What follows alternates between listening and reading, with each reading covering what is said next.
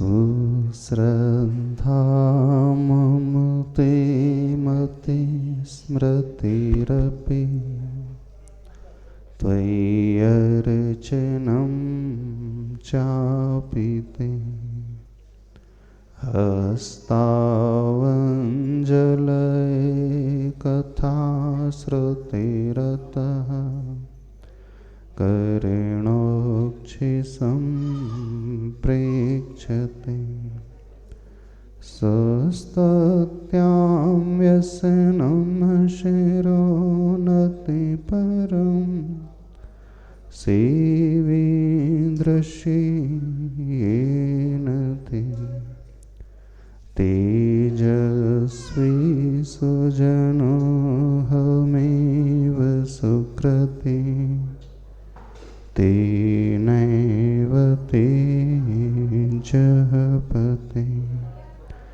देवादिदेवतिशेखारी श्री मुनीश्वरनाथ भगवान की, पूज्य आचार्य प्रवर श्री शांति सागर जी महाराज की, संत श्रोमणी आचार्य भगवान गुरुदेव श्री विद्यासागर जी महाराज की, पूज्य आचार्य श्री समय सागर जी महाराज की। बोले परम पूज्य निर्यापक श्रवण मुनि श्री वीर सागर जी महाराज की जय। समस्त मुनि संघ की जय। ओम। भावना जीवन में हमें ऊपर उठाती है, भावना हमें नीचे भी लेकर के जाती है। जैन धर्म में सबसे अधिक महत्व भावनाओं का ही है। कई प्रकार की भावनाओं का वर्णन शास्त्रों में आता है।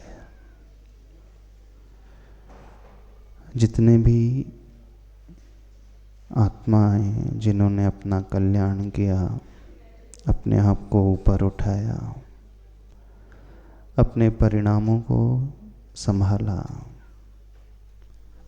वह सिर्फ भावनाओं के बल पर।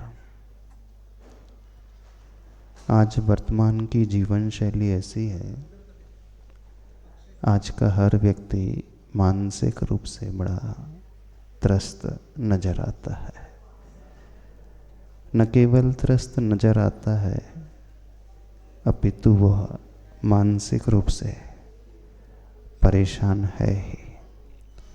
आप जितने यहाँ बैठे हैं,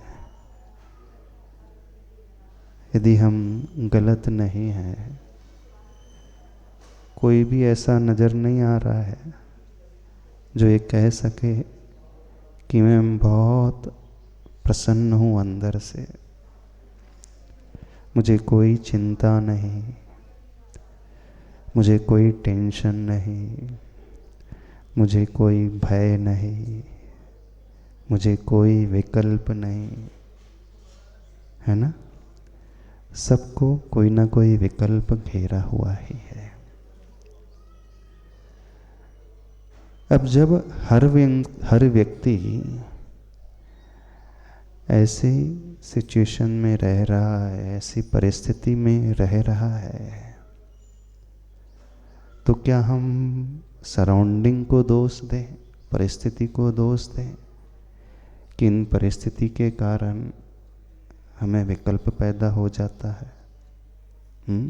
बताइए। जब आप मानसिक रूप से परेशान होते हो, किसी भी निमित्त को लेकर, किसी भी घटना को लेकर के, तो आप किसे ब्लेम करते हो? अपने साधर्मी को, अपने फैमिली मेंबर को, अपने कस्टमर को, अपने बॉस को, अपने परिवार को? किसे ब्लेम करते हो? किसे दोष देते हो? दूसरों को ही दोष देते हैं। अब एक विशेष बात समझने की कोशिश हम सभी करें कि परिस्थिति को हम बहुत हद तक नहीं बदल सकते, कोई भी नहीं बदल सकता। वो हमारे हाथ में है ही नहीं। यदि आपके हाथ में है भी तो आप एक को चेंज कर पाओगे, एक को बदल पाओगे, दो को बदल पाओगे, बहुत हुआ तो।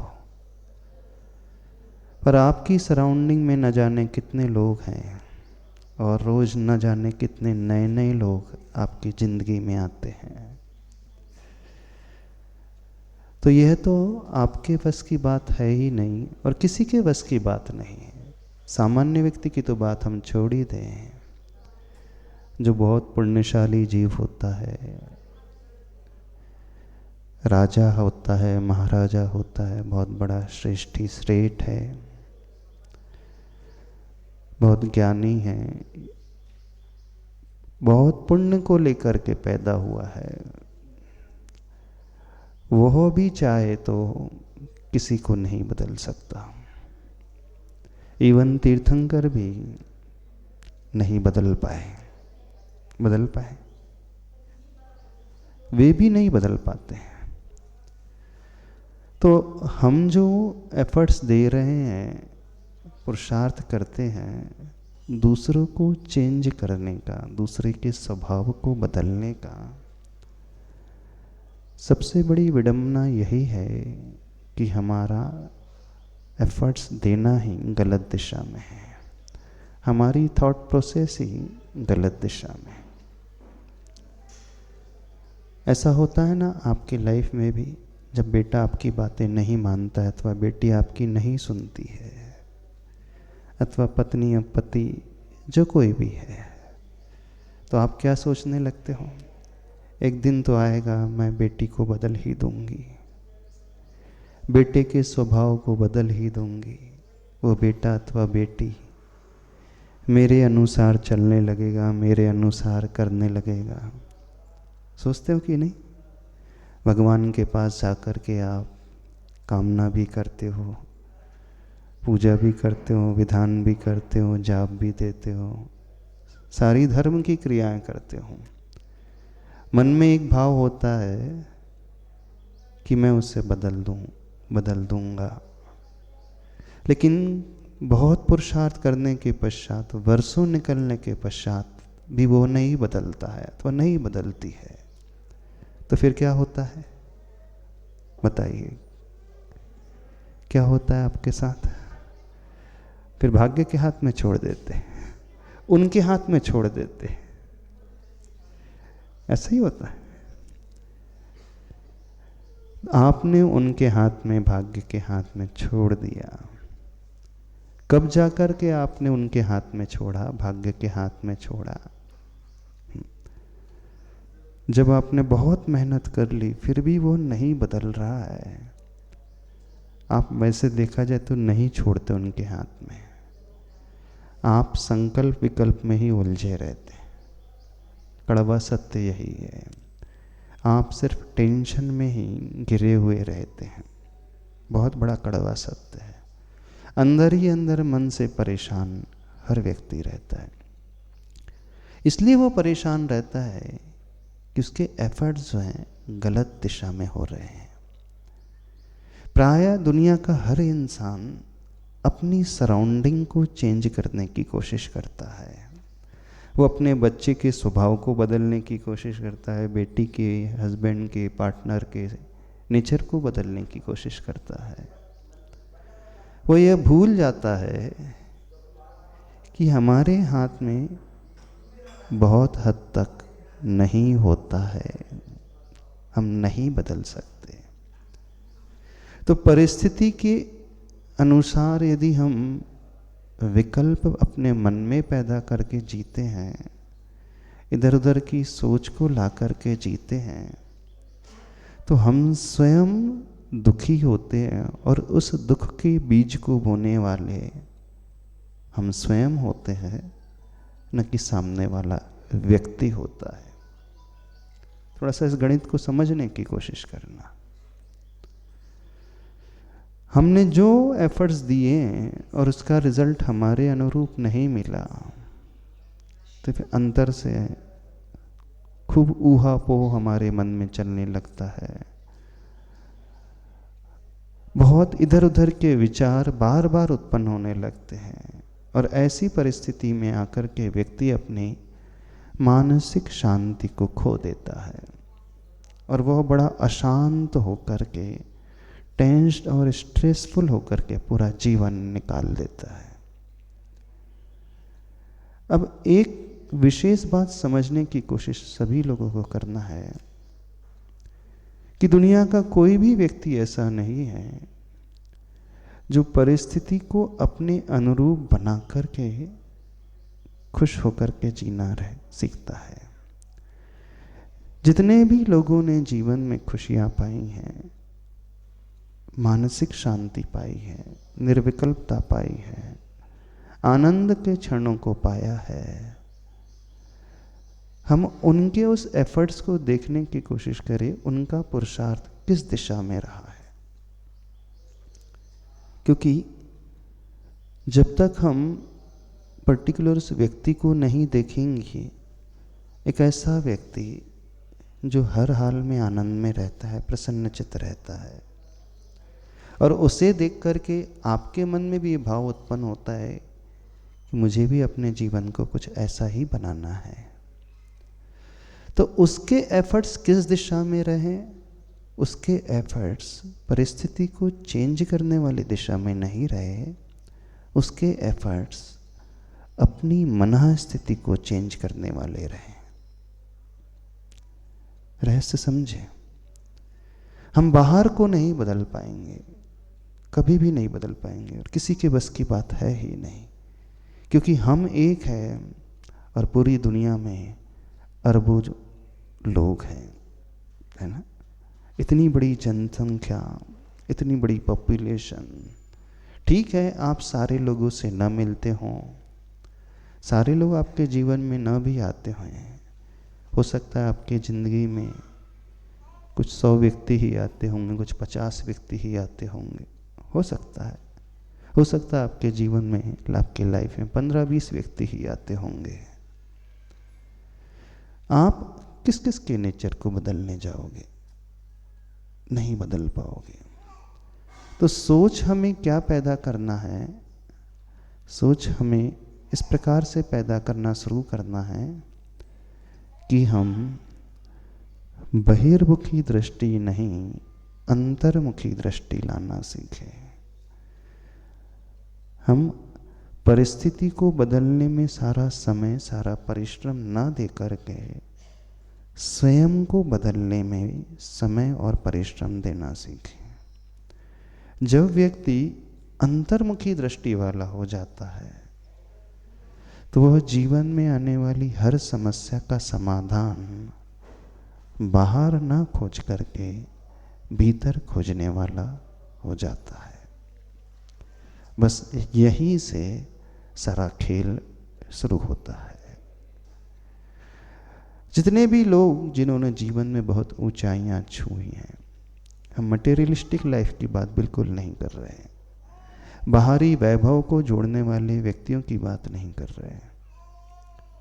बाहरी वैभव तो, धन संपदा तो, सुख सुविधाएं तो बहुत सारे लोग जोड़ लेते हैं। ऐसे लोग जिनके पास बाहर से कोई कमी नहीं होती है, फिर भी वे अंदर से उतने ही खोखले नजर आते हैं। तो हम उनकी बात नहीं कर रहे हैं जो अंदर से खोखले हैं, हम उनकी बात कर रहे हैं जो अंदर से सॉलिड हैं, भरे हुए हैं, जो अंदर से अपने जीवन को व्यवस्थित बनाना जानते हैं और हर परिस्थिति में आनंद से रहना समझते हैं। बस हम यह अपना दृष्टिकोण बनाना सीखे।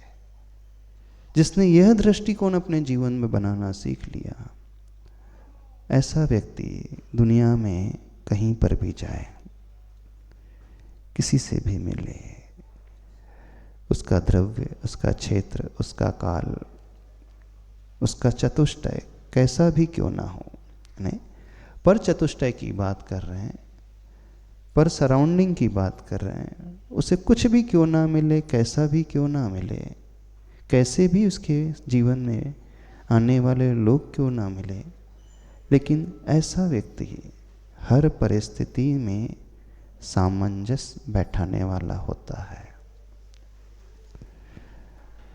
हर परिस्थिति की समस्याओं में वह समाधान खोजने वाला होता है।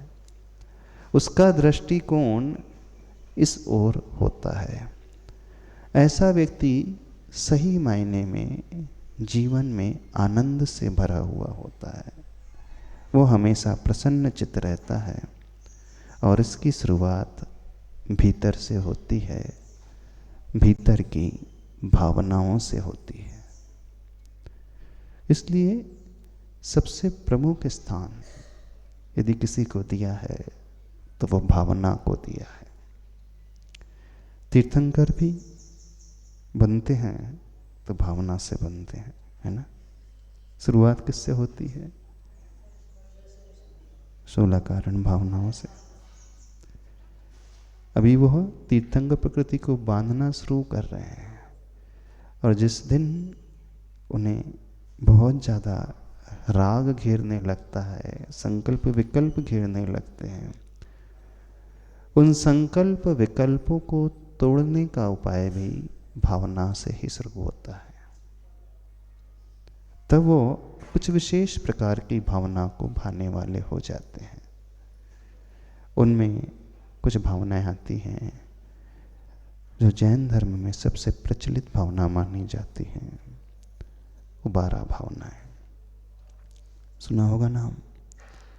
कुछ ऐसी भी भावना होती है जो हमारे परिणाम को स्थिरता दे देती है, संबल दे देती है, हमारे मन के क्रूर विचारों को शांत कर देती है।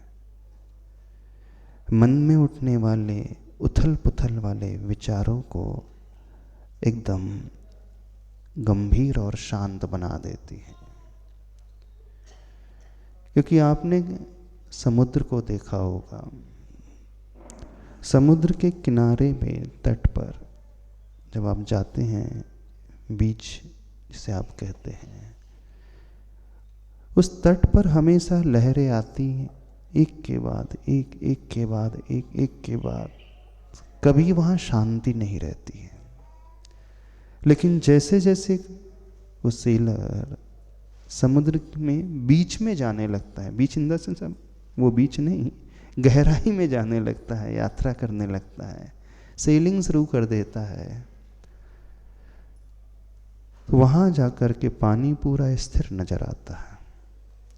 वहां कोई हलन चलन नहीं, कोई लहर वहां नहीं नजर आती, कोई उतार चढ़ाव नहीं, पानी एकदम रुका हुआ। और जितना वो और अंदर जाता है, यात्रा में निकलता है, वहाँ पानी एकदम स्थिर जैसा। और जितना वो किनारे की ओर आता है, वहाँ पानी में लहरें एक के बाद एक क्रमशः आते रहती। यानी जहाँ बहुत उतार चढ़ाव होता है, वहाँ बहुत उथलापन होता है ना। गहराई नहीं होती ना, किनारे पे कोई नहीं डूबता, और लहरें हमेशा किनारे पे आकर के ही टकराती हैं।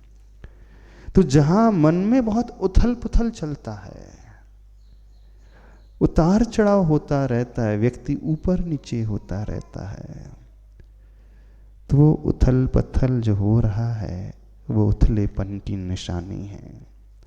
और समुद्र में जिस क्षेत्र में पानी एकदम स्थिर सा नजर आता है, वहाँ समुद्र की गहराई सबसे अधिक होती है।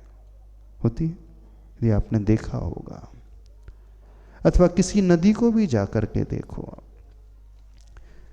नदी जहाँ से स्टार्ट होती है, उसका उद्गम स्थल होता है, वहाँ उसका बहाव, और नदी जहाँ जिस समुद्र में जाकर के मिलती है, वहाँ पर उसका बहाव तीव्र होता है। लेकिन जब हम नदी के बीचों बीच पहुँचते हैं, तो जो पानी बहता है वो भी रहता है, पर वहाँ स्थिर नजर आता है। और जहाँ पानी स्थिर नजर आए तो समझना वहीं गहराई सबसे अधिक रहती है, वहीं डूबने की संभावना सबसे अधिक रहती है।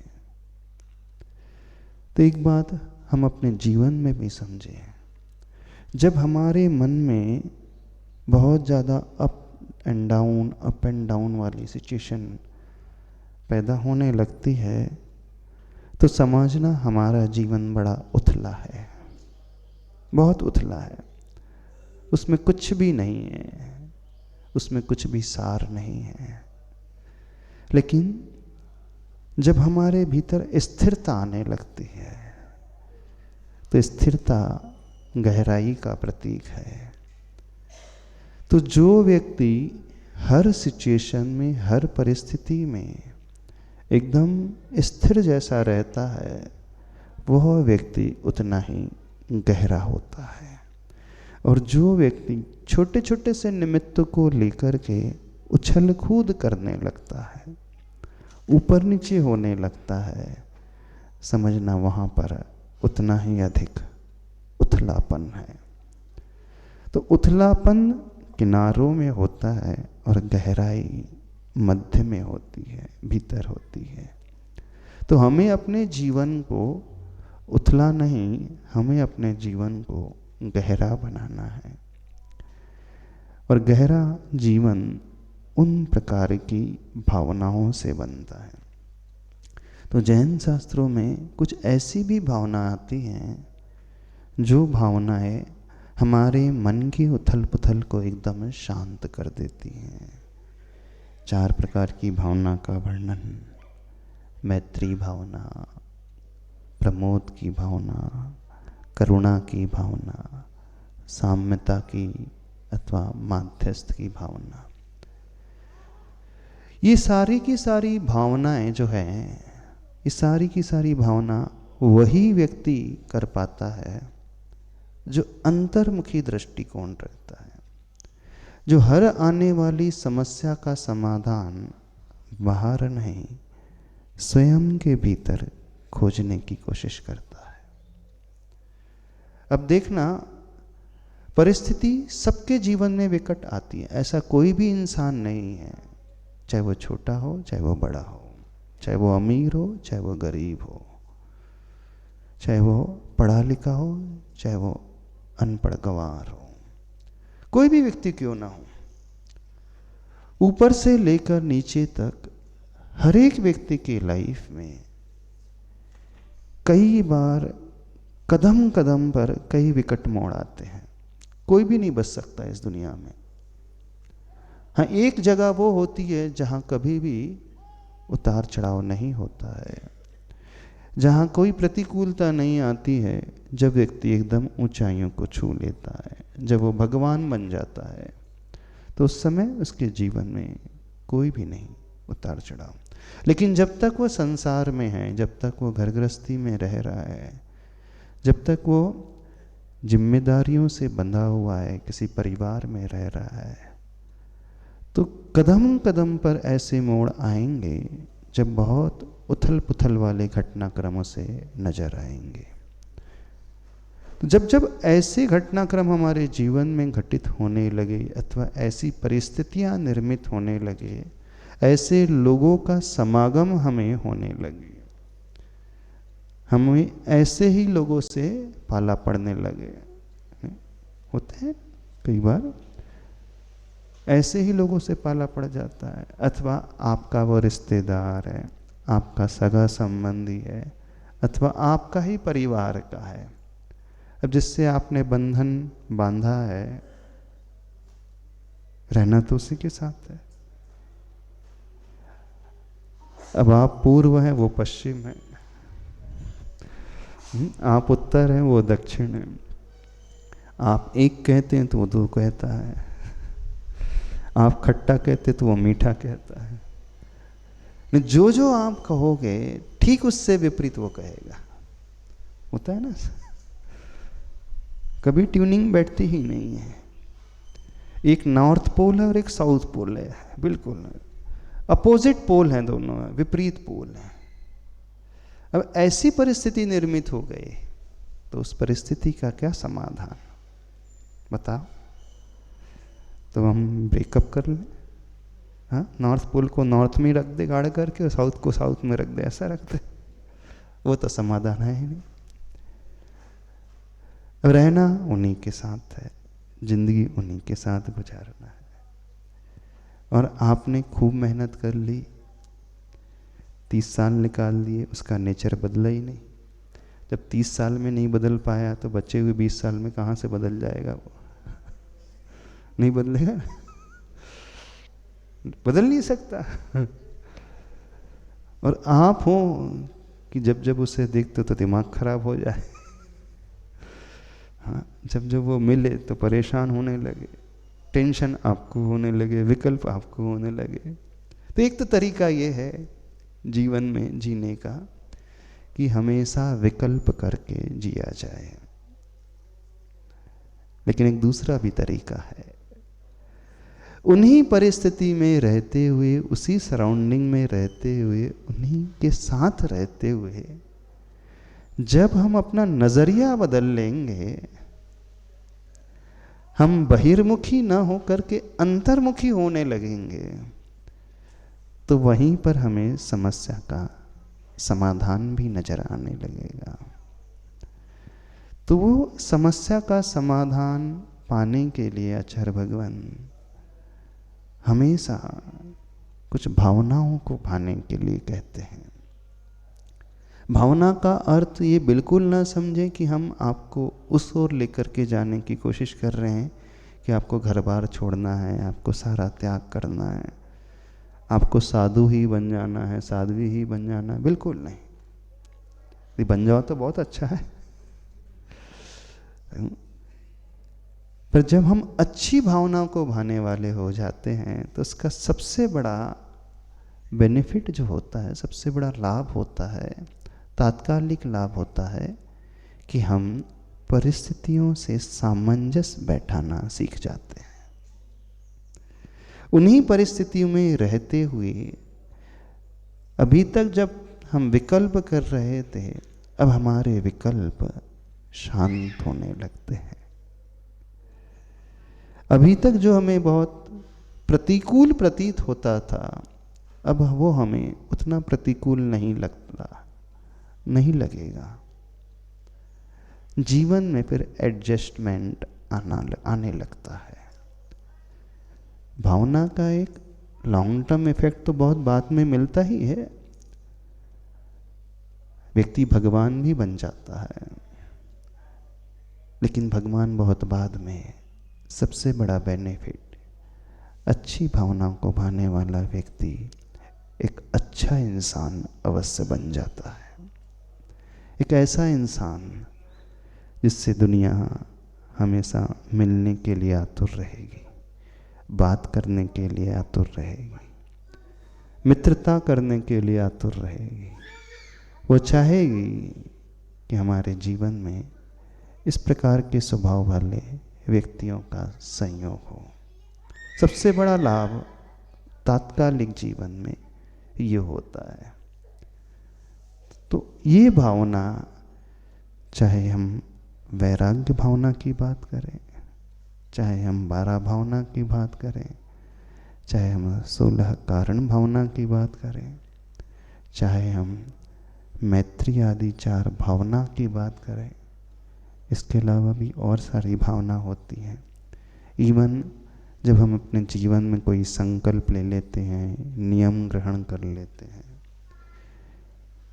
कोई व्रत आदि ले लेते हैं, तो आचार्य भगवंतों ने अपने उस लिए हुए संकल्प को स्थिरता दिलाने के लिए भी भावना का ही वर्णन किया है। एक एक व्रत की 5-5 भावना का उन्होंने वर्णन किया, और इन्हीं भावना के बल पर सभी आत्मा का कल्याण हुआ है। तीर्थंकर भी भावना से ही बना जाता है, और उस पर्याय में समस्त राग और द्वेष से मुक्त होने का रास्ता भी भावना से होकर के ही गुजरता है। ये भावना आपके सांसारिक जीवन को भी बड़ा अच्छा बनाने वाली होती है।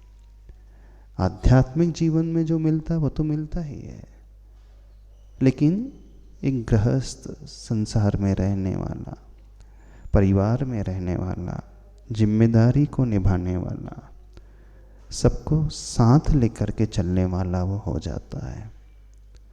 अब उसने क्या किया, उसने परिस्थिति को नहीं बदला, दूसरों को उसने नहीं बदला, दूसरों को बदलने की उसने कोशिश भी नहीं की। उसने सिर्फ एक कार्य किया, अपनी विचारधारा को उसने बदलने की कोशिश कर दी। तो ये जब हम अपनी विचारधारा को बदलने की कोशिश करते हैं तो वहीं से दृष्टि हमारी अंतर्मुखी होने लगती है, वहीं से व्यक्ति इंट्रोस्पेक्शन करने वाला हो जाता है, वहीं से व्यक्ति हर समस्या में समाधान को खोजने वाला हो जाता है। उसके जीवन में विकट से विकट भी समस्या क्यों ना आए, हर एक विकट समस्या में वो एक सही समाधान को बड़ी आसानी से खोजने वाला हो जाता है। तो इस बार सोचा है कि हम उन भावनाओं को, अपनी भावनाओं को जो अभी अशुभ भावना है, शुभ में कैसे कन्वर्ट करना सीखें। एक दिन कहा था, क्योंकि अधिकांश समय हर व्यक्ति का अशुभ भावना में ही व्यतीत होता है ना, आर्त ध्यान की भावना में अथवा रौद्र ध्यान की भावना में ही व्यतीत होता है। जब जब आप आनंद से भरते हो, संसार में रहते हुए, घर गृहस्थी में रहते हुए, जब जब आपको बड़ी खुशी होती है, आपको लगता है कि हम बहुत अच्छा कर रहे हैं, पर सूक्ष्मता से आप सोचोगे तो निकल कर के आएगा जिसमें आपको आनंद पैदा हो रहा है वो कहीं रौद्र भाव, रौद्र ध्यान ही निकल जाएगा। कि रौद्र ध्यान रुद्रता की ओर लेकर के जाता है, पर वहाँ व्यक्ति आनंद से भरा हुआ होता है ना। किसी को मार करके वो प्रसन्न होता है, हिंसा करके आनंद मनाता है, किसी को बेवकूफ़ बना करके वो खुश होता है, झूठ बोल करके, चोरी आदि करके, अथवा जब वो बहुत कुछ जोड़ता चला जाता है, परिग्रह से वो बढ़ाते चले जाता है, उस समय भी वो आनंद से भरता है। जब जब आपको आनंद आने लगे और उसका बेनिफिट सिर्फ आपको ही मिल रहा है और किसी को नहीं मिल रहा है, तो नियम से रौद्र ध्यान ही होगा। एक आनंद वह भी होता है, उसका लाभ सारी दुनिया को मिलता है, तो वहाँ वह शुभ ध्यान में आ जाएगा, शुभ भावना में आ जाएगा। जब व्यक्ति सेल्फ सेंटर्ड होकर के आनंद मनाने लगता है तो वहाँ वो रौद्र ध्यान में ही आता है। महापुरुष होते हैं, उन्हें भी आनंद आता है जब वो किसी की वेदना को दूर करते हैं, एक सेटिस्फैक्शन होता है। किसी की पीड़ा को वो हरण कर लेते हैं, किसी के दुख को वो घटा देते हैं, दुख को समाप्त कर देते हैं, किसी की वो हेल्प कर देते हैं, मदद करते हैं। तो अच्छे कार्य करने के पश्चात उन्हें आनंद आता है, लेकिन इस आनंद का जो स्रोत पैदा हुआ वहाँ पर वो सेल्फ सेंटर्ड नहीं रहा, वहाँ पर वह उसका बेनिफिट सबको दिलाने वाला हो गया। तो जो कार्य करके दुनिया में बहुतों को लाभ हो रहा है, तो समझना वह अच्छी भावना का परिणाम है। और जो कार्य करके सिर्फ आप तक, अपने तक सीमित है, अपने परिवार तक सीमित है, तो वो रौद्र ध्यान की कैटेगरी में आता है। और इसके अलावा जब आप आनंद से नहीं भरे रहते हैं तो आप टेंशन से भरे रहते हैं, चिंता से भरे हुए हैं, है ना, विकल्पों से भरे हुए हैं। और विकल्प से जब व्यक्ति भरता है तो नियम से एक ही कारण उसमें नजर आता है, मुख्यतया अनिष्ट का संयोग उसके जीवन में हो जाता है। जो वो नहीं चाहता था वो उसके जीवन में आ गया। तो यही 24 घंटा उसके विचारों का चक्र चलते रहता है। अब सबको थोड़ा सा अपने अपने बारे में अध्ययन करना है, सोचना है कि हमारी भावना किस टाइप की है। चिंता वाली है, टेंशन वाली है, डर वाली है, विकल्प वाली है, भविष्य में क्या होगा ये वाली है।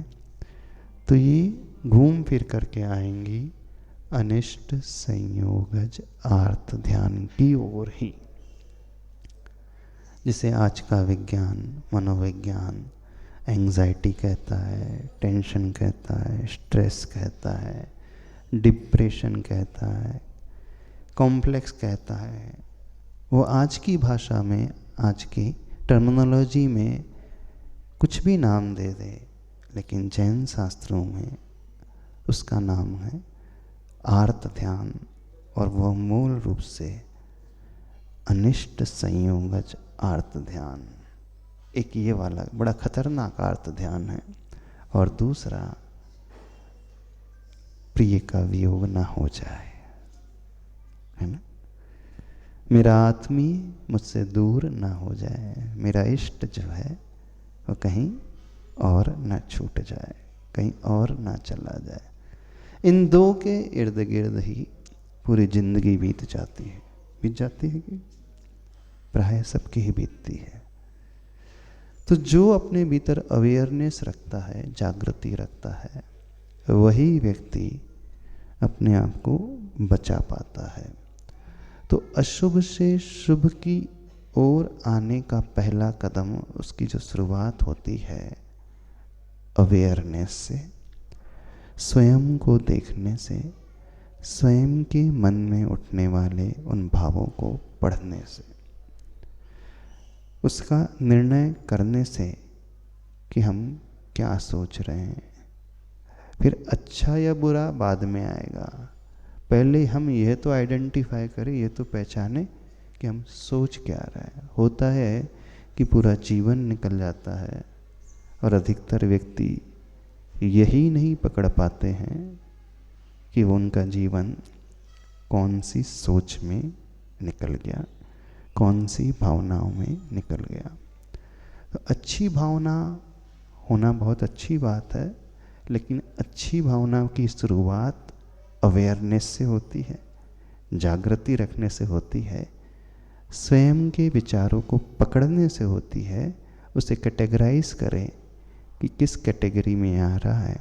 जब हमें ये समझने लगेगा कि विपरीत कैटेगरी में आ रहा है, तो हमारा फिर ध्यान जाएगा कि अब हमें ये नहीं करना है, इससे हमें बचना है और इससे विपरीत कुछ अच्छा जीवन में अपनाना है। बात समझ में आ रही? तो क्या करना है? एक्सरसाइज क्या है? अच्छे बुरे को बाद में देखना, पहले ये देखो कि कौन सा भाव हमारे मन में उठ रहा है। अपने हर भाव को पकड़ने की कोशिश करो, इसका अध्ययन। और ये स्वयं करना होगा, कोई हमारे बदले में नहीं कर सकता। हमें स्वयं ही ये विचार लाना होगा। जब ये पहला कदम आ गया, फिर उसके बाद शुरुआत होती है उसको कैटेगराइज करके, फिर कितना उसे करना है और कितना उसे कम करते चले जाना है, फिर कौन सा अच्छा भाव भीतर से पैदा करना है। तो वो अच्छे भावों की श्रृंखला बहुत सारी हैं, तो आगे अपन उन्हीं श्रृंखलाओं को देखने की कोशिश करते हैं। ठीक है, तो इसलिए कहा है भावना ही है जो हमें एक प्रकार से ऊपर अथवा नीचे ले जाने वाली होती है। कितने लोग करते हैं अपने जीवन में अध्ययन अपनी भावना का? शायद ही कोई करता है, टाइम ही नहीं मिलता है ना, नहीं मिलता। सब इतने व्यस्त हैं अपने जीवन में, डेली रूटीन में, एक के बाद एक, एक के बाद एक, एक के बाद एक। कब सवेरे से शाम और रात हो जाती है, समय का भान ही नहीं रहता, और कब जीवन की आदि से अंत हो जाता है उस समय का भी भान नहीं रहता है। तो हमारा जीवन का अंत हो जाए, अंत आ जाए, उससे पूर्व यह जागृति लाना सीखे। पर इसका अर्थ ये नहीं कि जब आप 70-80 के हो जाओ तब सोचना शुरू करो। जीवन का अंत सबसे बाद में, प्रतिदिन का अंत होने के पूर्व ही शुरुआत करना होता है।